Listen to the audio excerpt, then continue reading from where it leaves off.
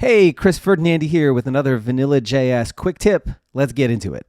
The URL search params object provides methods that you can use to get, set, modify, and parse query string parameters.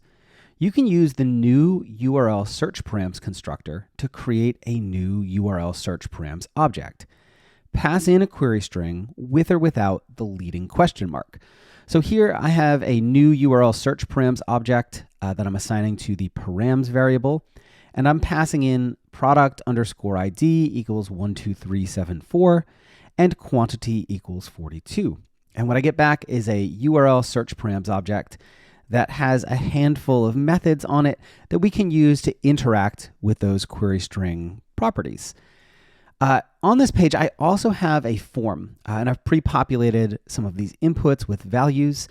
So as an alternative approach, you can also use the form data object to create a new URL search params object.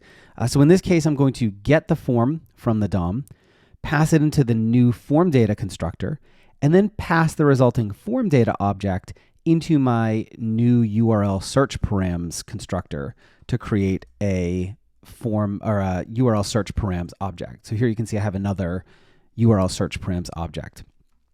Finally, if you have an existing URL object already, so in this case, I've created a new URL object from a URL string here with some query string parameters on it.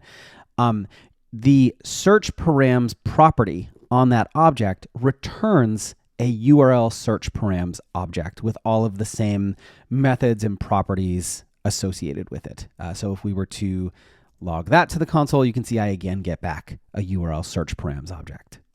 If you like this video, please don't forget to like and subscribe and maybe even share it with someone else who you think might enjoy it. You can also get my daily developer tips newsletter over at gomakethings.com, where every weekday I share a new tip, trick, tool, or Vanilla.js snippet to help you build a simpler and more resilient web. Thanks so much for watching.